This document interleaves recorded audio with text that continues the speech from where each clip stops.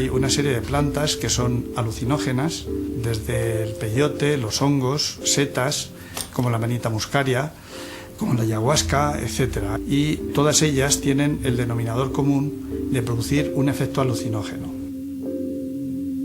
Yo soy una defensora total de las drogas enteogénicas. Son drogas que, su palabra dice, te ponen en contacto con tu Dios personal. Es muy difícil para un médico hoy hablar de que estas sustancias producen adicción, física y psíquica. Y de las dos adicciones, la física es la somática, la del cuerpo, y la psíquica es la psicológica, es la psíquica la más importante. Por lo tanto, no es una adicción en el sentido de la adicción a la heroína, la adicción a la cocaína o a las anfetaminas. Com os enteógenos, não só a ayahuasca, como com San Pedro, com a mescalina, peyote, psilocibina. Eu lo vejo assim, o homem é como uma cáscara de ovo, não um ovo cerrado. Para viver, para encontrar o que é maior, há que romper essa cáscara, há que sair desse ovo chamado homem.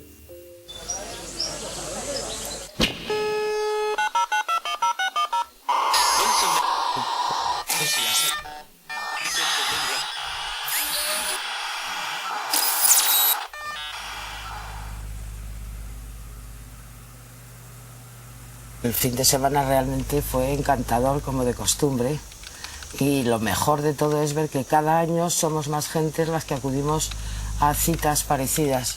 Este año en Ruesta ha sido desde luego una demostración clarísima de cómo las cosas se pueden hacer con un mínimo de infraestructura y con muy buena voluntad y sin crear ningún problema ni a la sociedad, ni a los pueblos que nos rodean, ni a la gente que está por allí. La policía que le interesa, o sea, que no plantes, que compres en el mercado negro, no se definen. Normalizarlo como los tomates o como la patata, como sea, vamos. Tapándote con el que te lo prohíben, porque no puedes fumar, a la vez evitan el que eso se haga industrial y entonces se quiten las fibras, se dejan de cortar árboles y se dejan de hacer otros males a la tierra, porque es la planta madre por excelencia, porque pueden sacar muchos medicamentos, muchas cosas que cualquier otra planta y no sé por qué la tienen ahí, enterrada. Esta es la tercera edición de la Cannabis Parade. La Cannabis Parade es un encuentro que tenemos anualmente los miembros de una página web que es Cannabis Café. Esta página se formó hace unos 3 años en torno al tema del cannabis, no solamente al cultivo, sino también temas médicos, semillas, esquejado, abono. El partido está ya aprobado a lo que es el nivel nacional. De momento, pues bien, está constituido. Vamos a aprovechar esta Cannabis Parade que han organizado la Asociación de Internautas de Cannabis Café para sentarnos los grupos que pertenecemos a la FAC y todo aquel que quiera unirse a discutir sobre una posible creación de un partido del cannabis a nivel estatal para concurrir a las elecciones europeas. Como punto para empezar, decidimos empezar por Valencia capital.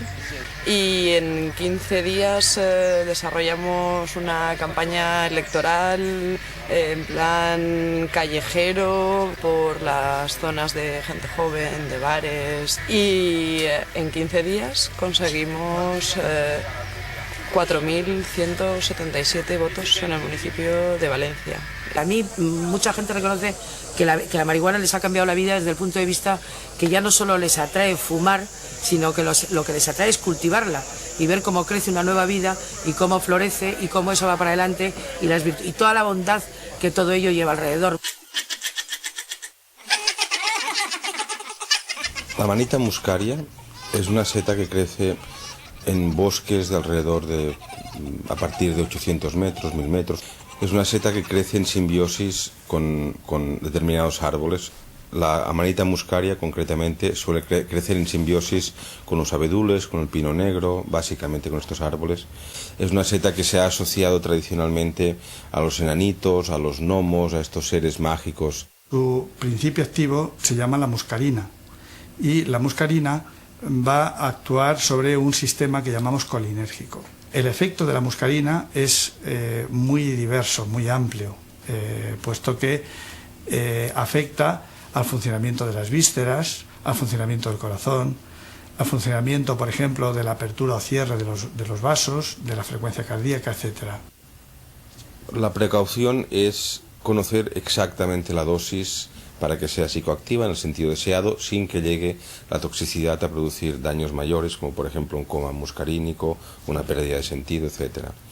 Entonces, una norma que farmacológicamente está aceptada como buena es la de nunca tomar más de 20 gramos de seta seca en una sola ingestión o en una sola dosis, ¿no? Esta alucinación, pues podemos decir que no es muy diferente a la alucinación que puede tener un psicótico. Pues hay una primera fase del efecto, que es una fase muy cinética, muy de moverse. La persona tiene muchas ganas de saltar, de reír, en fin, de moverse, ¿no? Y a esta primera fase del efecto de la manita muscaria probablemente se debe este carácter tan trabajador y tan activo que tienen los gnomos en todas partes del mundo. Una segunda fase podríamos llamarla de modificaciones visuales. La persona tiene la sensación que a su alrededor todo crece, se hace grande, pero sin perder la relación con el contexto. Es decir, que uno tiene la sensación que uno mismo empequeñece o que el contexto se hace grande, pero no en el sentido de una alucinación que se impone al entorno, sino que uno se da cuenta que son propias modificaciones visuales. La última parte del efecto embriagante de la manita muscaria, que es el propiamente visionario, es decir, que la persona intoxicada tiene la sensación de visitar mundos distintos del habitual, de visitar seres, tal vez personas lejanas. Esto ya depende de cada contexto cultural y de cada persona. Es decir, los chamanes siberianos, por ejemplo, y los indígenas siberianos todavía de diversos grupos étnicos, pues dicen que toman la manita muscaria para ir a visitar el mundo de los espíritus, el mundo de las almas de los difuntos, etc. Los hongos psilocíbicos son otra familia, tienen efectos completamente distintos de los hongos muscarínicos. Han originado o están relacionados con tradiciones distintas. Aquí, como podréis observar, tenemos varios ejemplares de Psilocybe cubensis, estofaria en este caso, ¿no? Que sería una variedad originaria de Cuba. Las dosis activas varían mucho, ¿no? Una dosis llamada enteogénica podría variar de los 5 o más gramos para arriba. Esto sería un viaje considerado, pues, viaje auténtico. Pasa que hay mucho consumo recreativo que con medio gramo o 1 gramo de setas secas, estamos hablando de setas secas, sería una dosis recreativa y sin riesgo de alucinaciones. Aquí lo utilizamos mucho a modo recreativo, ¿no? En infradosis, como estaba comentando antes, y siempre acompañadas, ¿no? de personas agradables, en contextos agradables. A grandes dosis luego ya estaríamos hablando a lo mejor de un tipo de experiencia o de viaje que sería más a lo mejor individualizado, ¿no? Si estás bien, también las setas te van a sacar bastante lo bueno de ti. Si en este caso pues moralmente, anímicamente pues estás mal, mejor ni tomar esta droga ni ningún tipo de droga. En una ocasión yo me definí como un resto del 68, ¿no? Realmente fue un momento de libertad, un momento de ilusión, un momento de alegría, un momento de pensar que la sociedad se podía cambiar.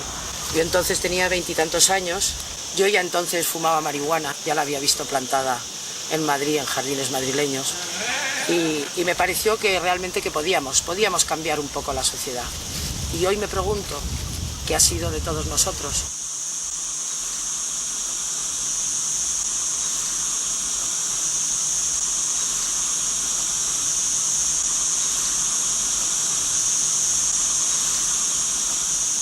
A mirar cómo están y verles el sexo y quitar un macho que tengo por ahí y todas esas cosas, ¿no? Yo cultivo marihuana para mí, para mi placer, para mi consumo y sobre todo que tengo una familia muy grande. Mi hija es consumidora súper habitual como yo, se ha criado entre marihuana, ha nacido gracias a la marihuana. Yo en el parto lo único que usé antes, después y antes y medio fue marihuana y sobre todo mis compañeros de la asociación también tienen disfrute amplio de lo que yo cultivo. No es mi plantación, es la plantación del grupo, es la plantación de la vida, esto es la vida, esto es el jardín de la alegría, ¿no? Tengo ya localizado al macho, así que está aquí, arriba, cuidado, nos mate. Lo que pasa es que hemos marcado con un estigma la palabra droga a una serie de sustancias que por razones de comercio internacional no están legalizadas. Y parece que hay mucha información, pero hay muy mala información. Y la gente que quiere tener buena información tiene que dedicarse a buscar. En ese sentido, en Internet hay un campo muy extenso porque hay toda clase de información y hay muy buena información también. Y las drogas, las mal llamadas drogas, o sea, la heroína, la cocaína, el cáñamo, que el cáñamo no es una droga, lo único que es droga dentro del cáñamo es uno de los alcaloides que acompañan al cáñamo, que es el THC.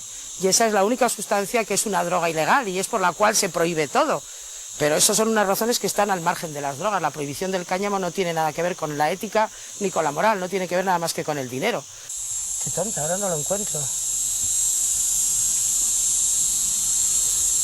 Fíjate, esta y esta son las mismas plantas y como tú bien ves, esta otra es mucho más frondosa, mira, tiene diferentes ramificaciones, mucho más ancha, y esta es mucho más alta y esbelta. En general los machos se quedan como más altos y esbeltos con los troncos más gruesos y las hembras solemos ser más rechonchitas, ¿eh? Y entonces es una de las cosas que te da, pero bueno, la genética ya te empieza aquí en los nacimientos, empiezan a salir las flores macho que están ahí. Yo creo que la prohibición es el más tremendo mal con que nos enfrentamos, no solo los usuarios, sino sobre todo los padres. Yo como madre sé que la prohibición y la mentira que rodea la prohibición es la peor línea de educación para los hijos. Así. Procuramos, si no es muy grande, procuramos sacarlas desde la base. Y yo con mucho cuidadito ya las saco apoyadas hacia el suelo y las llevo a mi almacén para utilizarlas después en preparar alcoholes para friegas, aceites para masajes contra los dolores reumáticos, etcétera, etcétera. Lo que tienes que dejar es esto verde, nada más este trozo verde de aquí. Este borde verde es el que contiene mescalina, el resto no. Y este de hecho contiene el alcaloide que hace que vomite.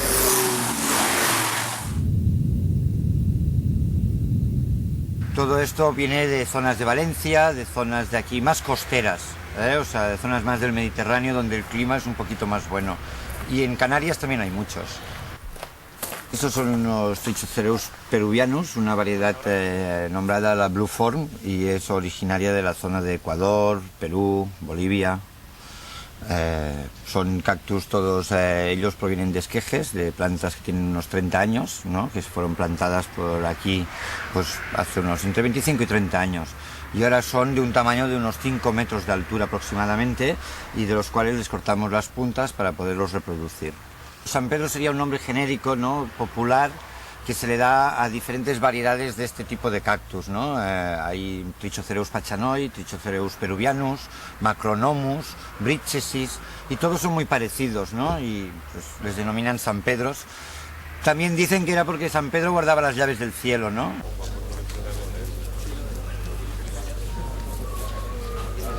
Permite además el crecimiento por esquejes, bebe mucha agua, no es un cactus al uso que tenga que tener un clima de secano, con lo cual pues permite el cultivo por el profano. Hay cierta leyenda que no es tanto leyenda, que es realidad de los vómitos que provoca la ingestión de la mescalina. Es cierto, hay determinados alcaloides en las plantas que contienen mescalina que provocan el vómito.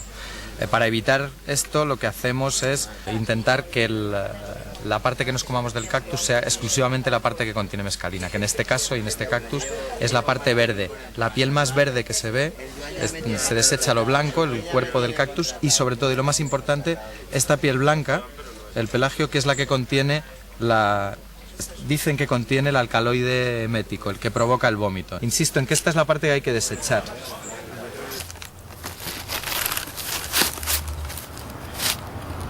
Entonces hago un corte.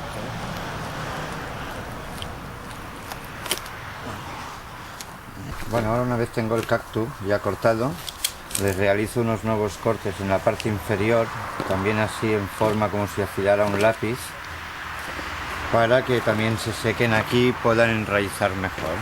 Lo vamos a dejar para que se pueda secar. Y cogeremos este que vamos a proceder a plantarlo. Esto es una mezcla de tierra que está compuesta por una turba rubia del Báltico que se seca rápido y prácticamente arena de río. Es como una LSD amplificada, Es un amplificador, pero a la vez es muy visionario. Es decir, te vas a encontrar con visiones, ojos cerrados y ojos abiertos, que es lo que más suele disturbar al neófito. Generalmente con los hongos la experiencia la cortas al abrir los ojos y puedes controlar el viaje. En el caso de la LSD y otras triptaminas, el viaje no es tan controlable y sobre todo es muy visual, ¿vale? Y bueno, pues no es para novatos, ¿vale? El tema de las experiencias con enteógenos. La única prevención que hay que tener, y parece una perogrullada, es el famoso set and setting. Es decir, el cómo estés tú y cómo sea tu entorno. El cómo estés tú es bastante lógico. Es decir, esto es un amplificador. Es como si te colocan una tapa de potencia en el cerebro.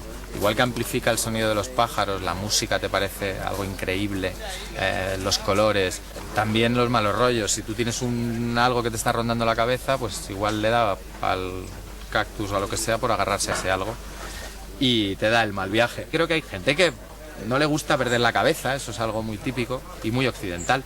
Muchas veces ese miedo es Matrix, la píldora roja o la píldora azul. ¿Quieres saber la verdad o no? Bueno, pues esto es la píldora azul, o la roja, ya no me acuerdo cuál era. Esto es lo que te hace ver y salir de Matrix. Lo otro es seguir en la realidad, muy bien. ¿Quieres cuestionarte las cosas o no?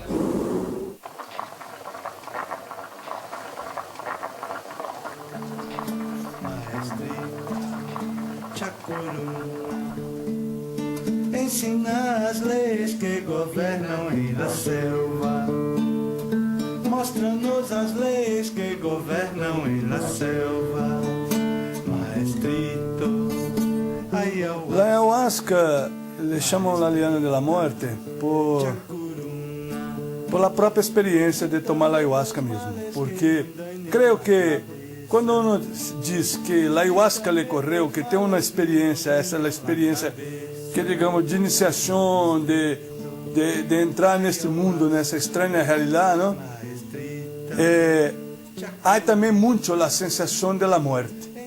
E também lo chamavam os índios assim porque a ayahuasca também lhe permite contato com aqueles que já se foram deste mundo, não? Ayahuasca es la palabra que se usa para denominar una pócima, un brebaje, que se elabora a partir de un mínimo de 2 sustancias vegetales. Al principio psicoactivo propiamente dicho de la ayahuasca es la dimetiltriptamina, que en química se conoce con el acrónimo de DMT. Dimetiltriptamina es una sustancia que también generamos endógenamente los seres humanos, o sea, de forma natural, con lo cual cuando uno consume ayahuasca está en el fondo sobreponderando cierto proceso químico y farmacológico que se da de forma natural en nuestro cuerpo.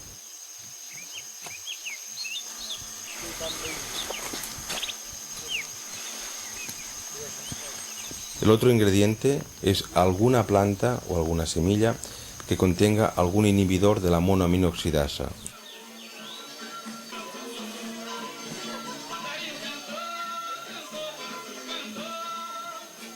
Há uma teoria que habla que a ayahuasca mesmo seria aquela primeira planta que estava no paraíso, que era a árvore proibida, a árvore da vida.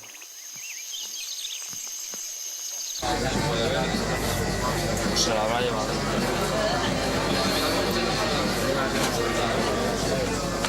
En el caso del cannabis solamente hay el THC, el tetrahidrocannabinol, que sepamos que sea psicoactivo.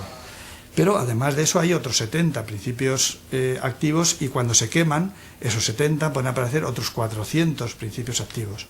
La primera pregunta era por qué esas sustancias actúan sobre el cerebro humano para producir una serie de acciones. Entonces se descubrió que en el cerebro hay una especie de receptores, lo que se llaman los receptores cannabinoides, que son una especie de cerradura donde entra el cannabinoide de la planta, de la marihuana, una vez que el individuo consume, y esa entrada en esa llave específica, en esa cerradura específica, pues ejerce una serie de acciones. Por lo tanto, el THC es una sustancia muy vieja, estos receptores son muy viejos y probablemente puedan tener algo en común, el hecho de que puedan interaccionar uno con el otro. El Poder Judicial y el Poder Político no reconoce a la marihuana como medicamento, la marihuana como planta. Lo que es los principios activos de los cannabinoides que están aislados, el THC, el CBD, todo eso sí se ha estudiado bien con ellos y entonces se ha descubierto el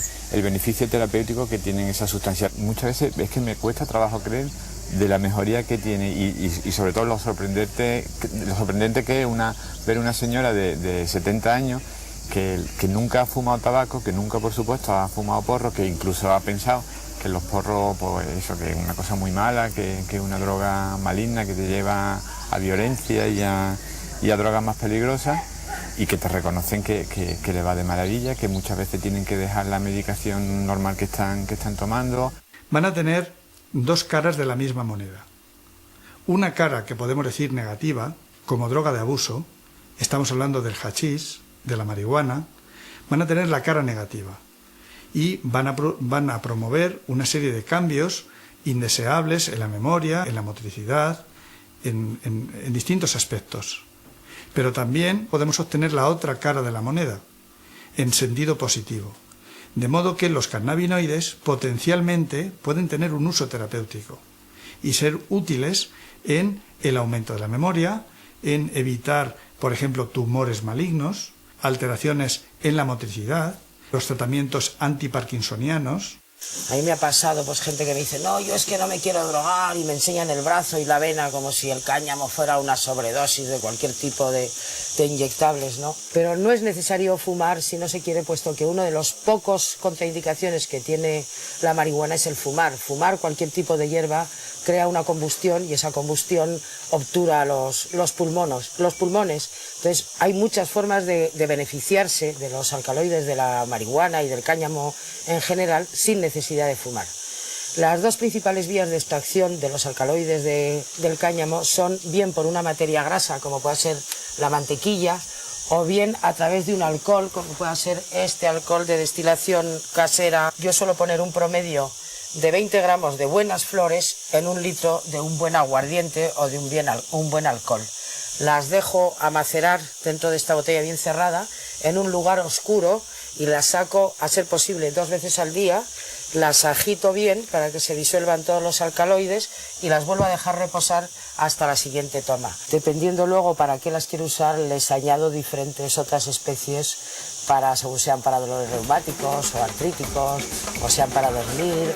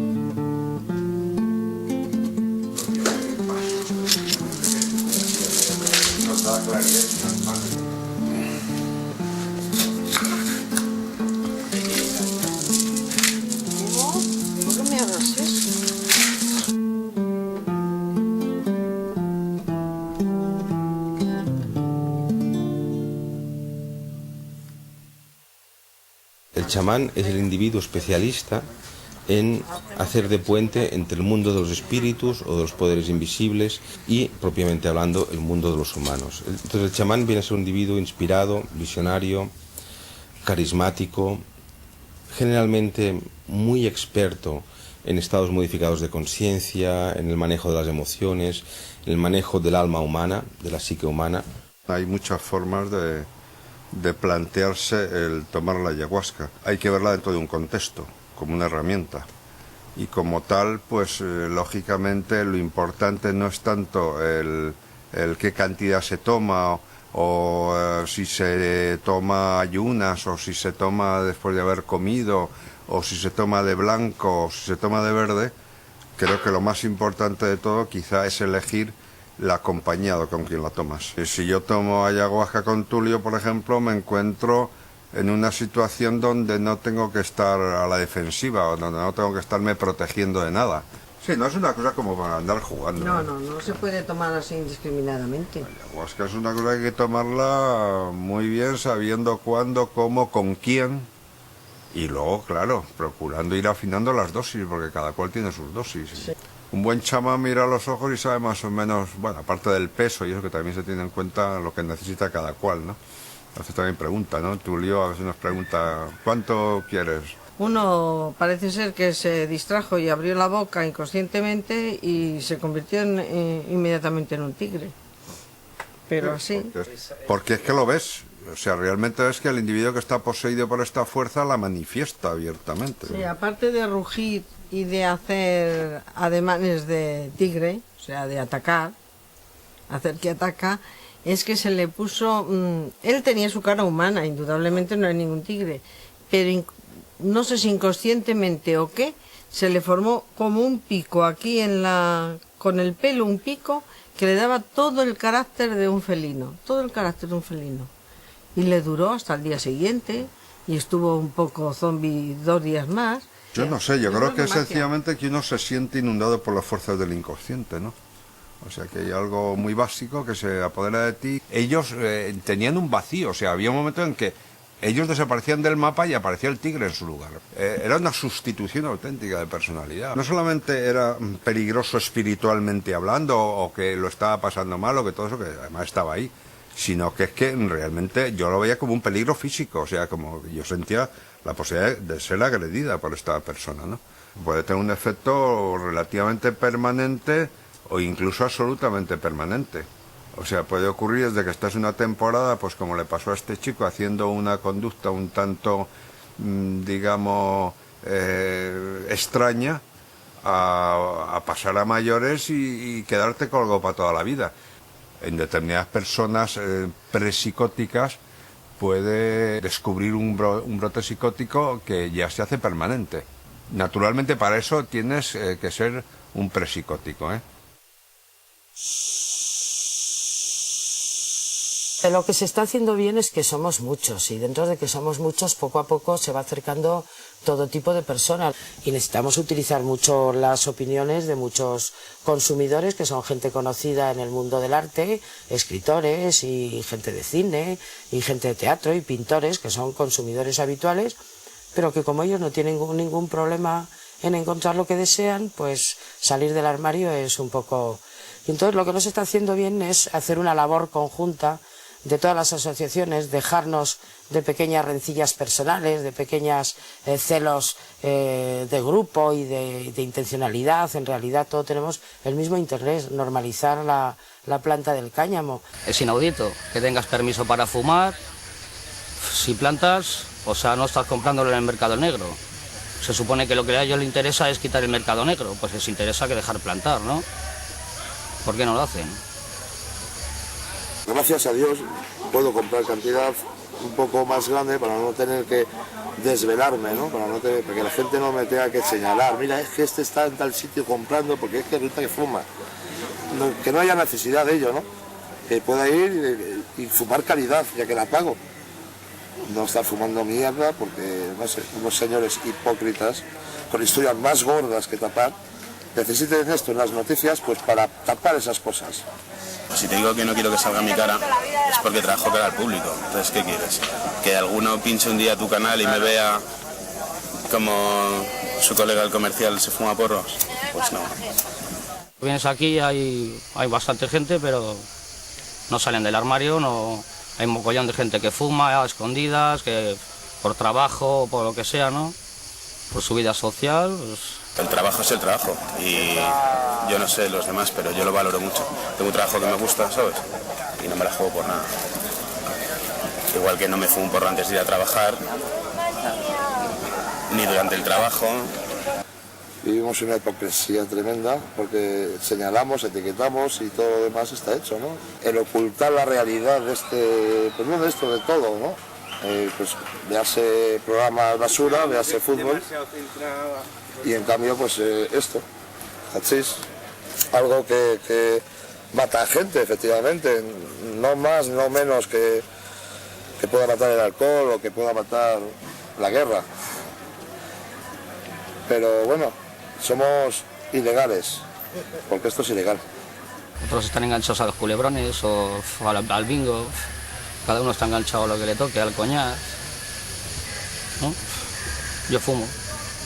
Hasta hace relativamente poco se discutía la capacidad de adicción de estas sustancias, pero a partir de los años 90 hemos puesto de manifiesto, entre otros nuestro grupo de investigación, que efectivamente hay un síndrome de abstinencia a cannabinoides y que hay un circuito de este síndrome de abstinencia muy similar a otros síndromes de abstinencia, como es el del alcohol o como es el de la morfina. Lo que ocurre es que no es un síndrome de abstinencia tan rápido y tan llamativo como otras drogas, porque el THC tiene la característica de depositarse en tejido graso. Y este tejido lo absorbe, lo acumula y lo va desprendiendo poco a poco. De manera que para que se consiga un síndrome de abstinencia, pues es mucho más difícil que se ponga de manifiesto en el cannabis, puesto que se acumula, que por ejemplo en la heroína o en la cocaína, que no se acumula, que se elimina muy rápidamente. ¿Por qué no puedo fumarme un canuto como otro toma un sol y sombra? Porque a los niños ven el sol y sombra también. Y beben alcohol. Pero sigue el sol y sombra ahí. En cambio esto, pues nada. Yo pues bueno, pues fumo en el trabajo porque sinceramente es incompatible. Es muy característico el que el cannabis, el consumo de cannabis, altere la percepción de la memoria. No, sobre todo la memoria a corto plazo. Esto es muy característico en el consumo agudo, muy característico. Pero sobre todo donde producen secuelas es en el consumo crónico a largo plazo. Probablemente los clínicos suelen indicar que entre el orden de 8 a 10 años de consumo moderado pero crónico del cannabis suele haber alteraciones irreversibles de la memoria. Pero también es importante saber que los cannabinoides pueden alterar la memoria en sentido positivo. Pero si lo que hacemos es fármacos que antagonizan el efecto de ese cannabis o de otros cannabinoides, puede alterar la memoria en sentido positivo. Ya está hecho. Ahora el que sujeta la cámara se lo enciende. Pero por si lo ven tus padres.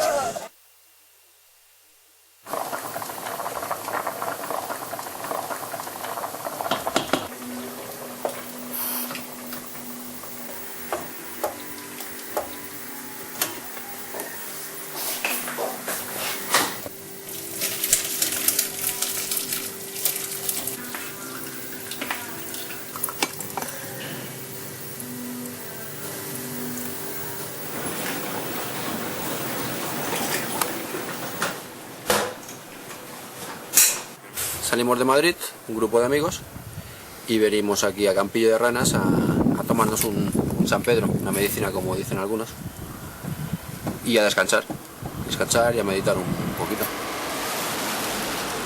Esta noche nos vamos al campito, tenemos pensado dormir al raso, nos vamos simplemente con sacos de dormir y bueno, y la idea ya esta noche hacer un poquito de régimen para preparar el cuerpo para recibir al San Pedro. Es un una planta bastante durita. Tenemos pensado tomarlo cerca de la 1. Vamos a ser unos 9 o 10.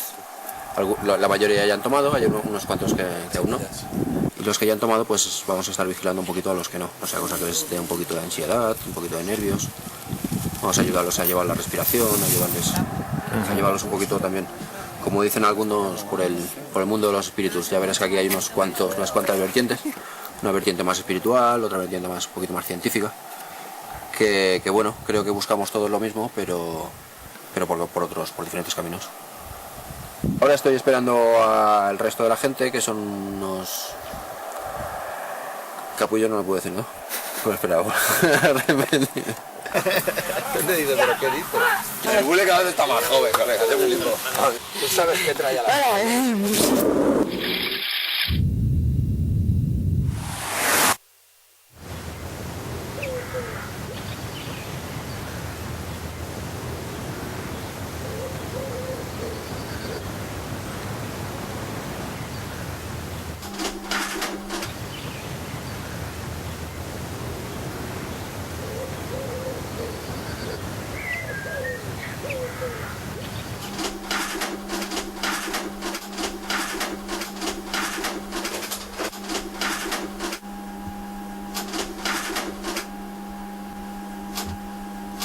Bueno, las texturas que utilizo son texturas que originalmente son simple y llanamente leña de la leña que utilizamos para la chimenea.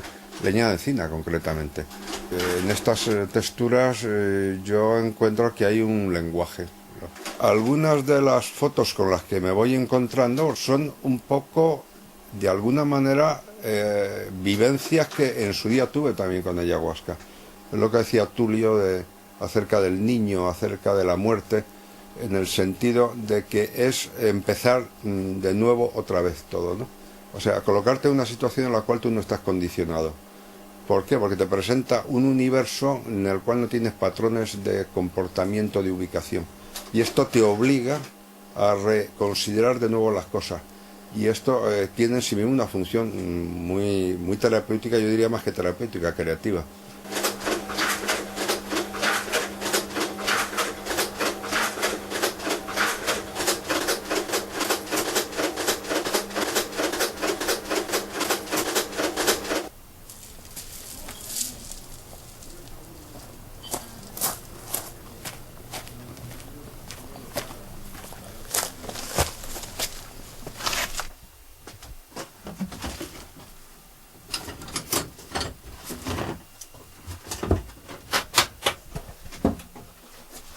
No, este es mi trabajo en España.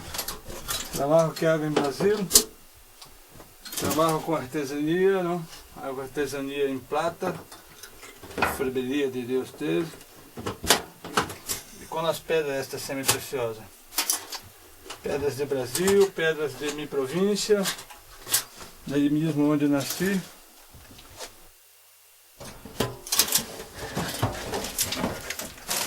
Estos son ahí de mi provincia donde nací.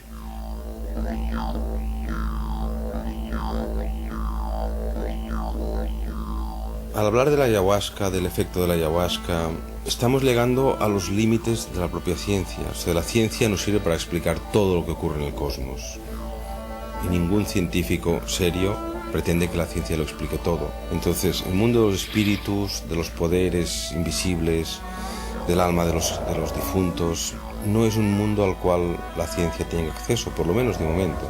Y con esta premisa, lo que ocurre es que la ayahuasca, entre otras cosas, activa memorias muy antiguas en los individuos que las toman. La gente que es espírita, ¿no? Que de espiritismo, habla, no, que foi reencarnação passada, não? Eu não vejo assim. Eu vejo que nós outros sempre vamos levando em la genética ou na memória, porque trazemos de nossos antepassados, não? Pois mi padre, o padre de mi padre, não? E você vai, sempre se vai transferindo. Uma memória que vem através dos genes, não?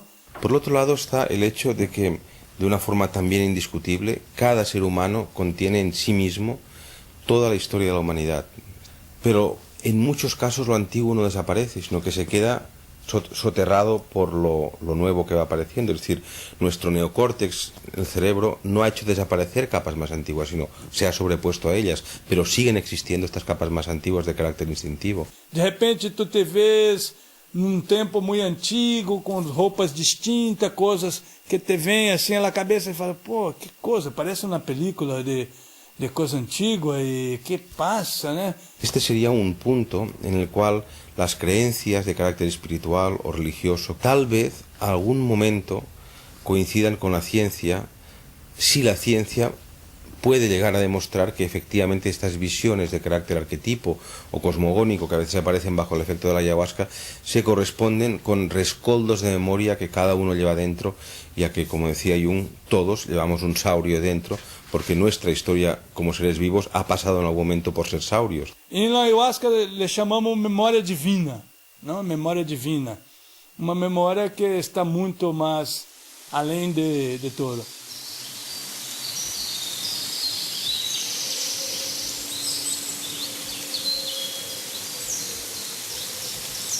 Yo quiero dar el visto bueno, si no, no me fío un pelo de este tío. Lo tenías que realizar de esa forma. Primero unos subtítulos poniendo la pregunta en blanco. Bueno, un amigo pues me dijo que tenía un contacto en Perú, una chamán que pues que daba esta planta y nos fuimos para Perú, nos fuimos para allá. ¿Y allí qué Estuvimos pasó? ahí 15 días y tomamos 4 veces. Fue como un curso intensivo, digamos. Y bueno, ahí se lo toman muy en serio, no es aquí, que no tienen, allí no piensan que es una droga, sino todo lo contrario, que es una medicina. Nosotros generalmente vemos un mundo de una manera fragmentada, ¿no? Como por trozos de conciencia, si es que llegamos a tener conciencia alguna vez. Entonces la planta lo que te ayuda es a ser más consciente y poder ver esa unidad.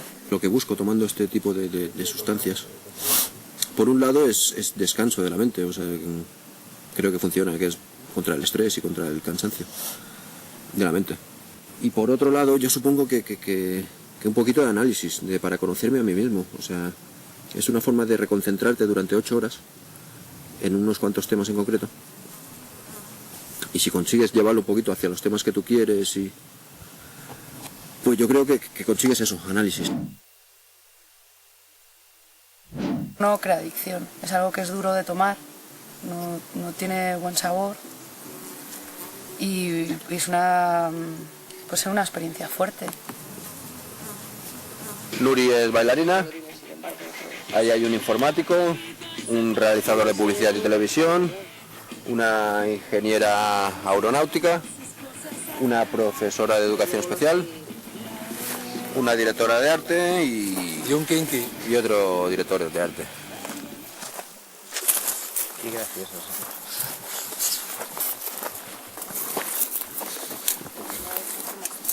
Y entonces hay que llegar a la de abajo del todo y hay una umbría ahí que está de puta madre.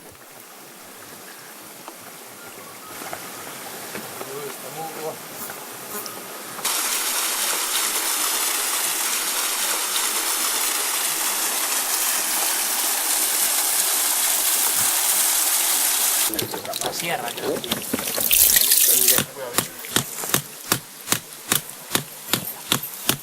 El palo santo se utiliza para quemar como incienso, para ahuyentar los malos espíritus. Es una movida que utilizan en las tomas, en las ceremonias, para limpiar. Porque a veces, como por ejemplo en ayahuasca, a veces se vomita bastante, ¿no? Entonces se crea un ambiente un poco así. Entonces el chamán con esto limpia y te lava, y para ahuyentar espíritus, para limpiar a la gente de cositas. Yo creo que ayuda porque es un olor que vais a reconocer al principio, y luego cuando estás en planta, pues si estás teniendo un mal paso, estás ahí un poco más agobiado, es como darte un recordatorio de un estado en el que has estado normal, en el que has estado bien, tranquilo.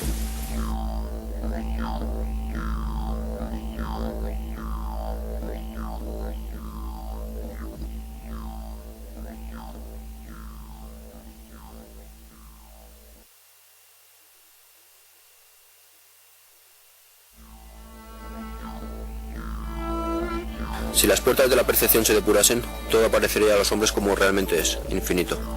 Pues el hombre se ha encerrado en sí mismo hasta ver todas las cosas a través de las estrechas rendijas de su caverna. La boda del cielo y el infierno, de William Blake. Alucinaciones sí, pero bueno, una alucinación no es ver un elefante volando.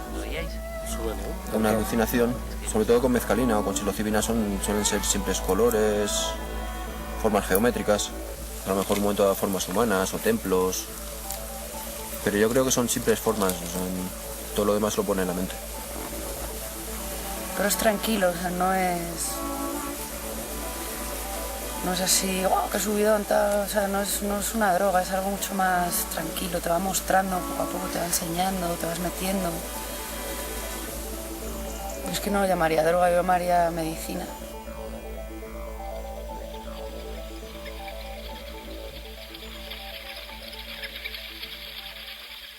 Hay un estrato social que más o menos detenta el poder, que se encabezona de una forma oscurantista en querer mantener una desinformación social sobre estas sustancias. También es cierto que hay cada vez más personas que las toman de forma madura, incluso jóvenes también, que buscan información antes de tomarlas, saben sus dosis máximas para no caer en ningún tipo de intoxicación ni de mala historia, como se les suele llamar. Si un sujeto toma psilocibina, que es el psilocibe, que es un hongo tóxico, y ese sujeto en un momento dado coge un camión o si coge una moto se pega un trastazo.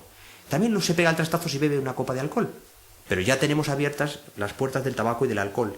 Si ahora vamos a abrir más puertas, entonces al final tenemos una cadena de puertas abiertas. ¿Qué quiere decir esto? Que eso hace daño.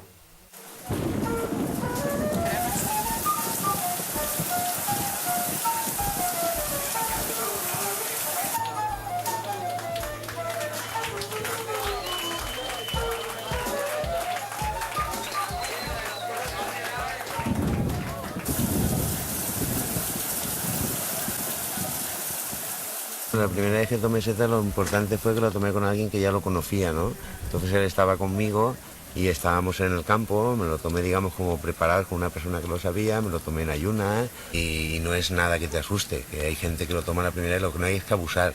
Tú depende de lo que tú pesas, tienes que tomarte en cantidad de gramos. La sensación que tuve la primera vez es que estábamos en una casa de esta, que lo recuerdo de los ladrillos estos antiguos que son negro y blanco, y era como que el dibujo como que se movía, ¿no?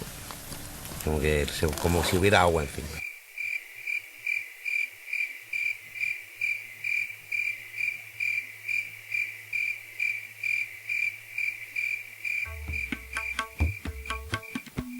Os voy a leer un correo de una amiga que estuvo con nosotros de acampada el sábado. Ella no tomó San Pedro durante el día, pero tomó setas por la noche. Llevo mucho tiempo escuchándoos hablar de vuestras experiencias con la planta. Os escuchaba, pero era lo único que podía hacer, pues no podía comprender mucho. Más bien nada, e incluso debo confesar que llegué a sentir rechazo.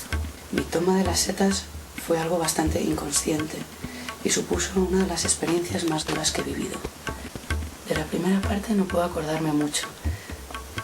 Sentía un embriagamiento que me provocaba bienestar y creo que llegué a quedarme dormida. Entonces algo empezó a agobiarme y a sentir que no tenía control sobre mi pensamiento. Cosas oscuras venían a mi cabeza. Había algo dentro de mí que me hablaba continuamente y que me repetía una y otra vez: esto no es un juego, no entendería nada. Poco a poco empecé a comprender que era un camino y que todavía tenía que comprender mucho más, que a la planta le quedaban cosas por enseñarme. El caso es que todo esto podía ser, y para mí sería lo más fácil de creer, un delirio. Pero resultó que era verdad, que la planta me iba enseñando muchas cosas, cosas cada vez de una más profunda espiritualidad. Todo empezó con una lucha con lo que yo llamaba mis demonios, mi inseguridad, mis miedos. Llegó el tema de la muerte y desde un profundo rechazo hubo un momento en que no llegué a darle importancia, no le tenía miedo. Empecé a llorar, al final lloraba de emoción por todo lo que sentía, y es que sentía mucho. Sentía lo grande que es todo y no sentía que yo fuera algo pequeño, sino que formaba parte de ello. No sé qué pensaréis de todo esto, porque yo todavía no sé qué pensar. A dar sentido a cosas que ni por asomo lo tenían antes del sábado, y sé que todo esto no tendrá más sentido que el que yo sea capaz de darle. Después, la rutina vai voltar a ser lo mismo que era antes. E a pessoa tem que mirar que o melhor que se pode viver é a rotina de cada dia, não? Está satisfeito com seu trabalho, está satisfeito com o que haga, está satisfeito consigo mesmo, não? E ese espíritu de solidaridad, ¿no? Hay diferentes formas, diferentes medios. Los holandeses iniciaron un camino, los españoles tenemos otro camino, y cuando nos reunimos a nivel internacional se habla del modelo español. ¿Qué quiere decir el modelo español? El modelo español quiere decir esto: que yo estoy en mi casa, que yo en mi jardín tengo, como bien veis, tomates, tengo hierbabuena, tengo salvia, por allí tengo los limones, tengo los naranjos, tengo mis almendras, tengo mis rosas, tengo mis margaritas. Bueno, pues tengo también mis plantas de cáñamo. Y ese es el modelo español, que tú en tu jardín plantas, o en tu terraza, o en tu balcón, plantas tus plantas de marihuana para tu consumo. Y entonces tú haces tu autocultivo para tu autoconsumo y no tienes para nada que entrar en las redes del comercio exterior, ni en las redes de la ilegalidad, ni en las mafias, sino que tú consumes lo que tú plantas en tu jardín. Este fin de semana pues estuve viendo una hormiga, porque había estado como media hora mirando una hormiga y luego en las visiones pues se me apareció la hormiga, pero yo creo que todo esto es más sugestionado que otra cosa. Mucha tranquilidad, muchas ganas de seguir viviendo, de seguir afrontando de nuevos proyectos, de amar a la gente, de llamar a tus amigos, a tus seres queridos, a tu familia. Luego llegas a Madrid, te empiezas a trabajar, atascos y malos rollos y se pierde muy rápido. Pero sí que es como una comunión, ¿no? Como con la vida. ¿Por qué nos están prohibiendo esto? ¿Por qué nos están quitando este derecho? Es un poquito la pregunta que creo que deberíamos hacernos y sobre todo abrir el diálogo, que además que ya ni siquiera es que esté prohibido ya, sino que el diálogo está cerrado. Para mí, el ciclo ayahuasca de alguna manera ha terminado ya. Y la conclusión es esa, que ha cumplido su función, para mí me ha sido muy útil, es evidente que me ha permitido avanzar en mi proceso personal y estimular mi capacidad creativa, el ampliar mi horizonte, no ya religioso, sino humano. Y bueno, pues hasta aquí hemos llegado, o sea, no sé lo que va a pasar mañana.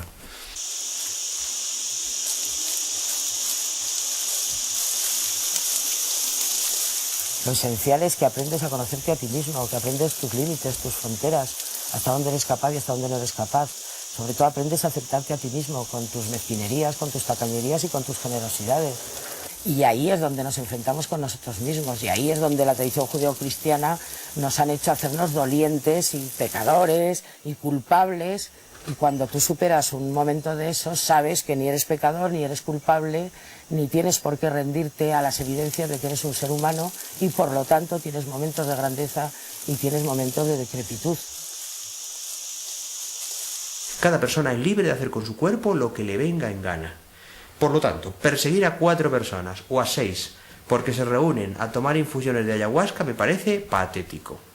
Perseguir a un señor de 43 años que le da por tomar setas alucinógenas me parece ridículo. Ahora bien, si hay un tío que hace apología en gente menor de edad del consumo de estas sustancias, ese tío a la cárcel. Yo diría que con el inicio del tercer milenio lo que está dando es una toma de conciencia en muchos casos, tampoco por todo el mundo, no estoy generalizando, pero es una generalización tampoco exacta. Pero en muchos contextos sí hay personas que toman sustancias psicoactivas de una forma útil para sus vidas. Muchas son personas con situaciones sociales perfectamente instalados, incluso por personajes distinguidos, digamos, y no tienen nada que ver con un consumo compulsivo, patológico, marginal y todo lo demás, nada que ver. E eu vejo que de uma forma geral, nossa sociedade em geral, a maioria da gente, a grande maioria, não tem condição, não estão preparadas para tomar um enteógeno. Por quê? Em forma geral, quando uma pessoa desta, você vai tomar um enteógeno, o que passa? Você pode ter muito surtos de paranoia, surtos de neurose, coisas que estão mal hechas, estão mal desarrolladas em casa, não? Yo no tengo la menor duda que hoy día hay que ser muy asno para seguir defendiendo la prohibición de las drogas, como se llama, ante la evidencia social y estadística que no engaña a nadie. Claro que todas as coisas têm seus peligros, pero cada há que buscar sua liberdade. E hoje estamos caminhando para uma civilização de homens livres, que tenha liberdade sobre sua decisão personal.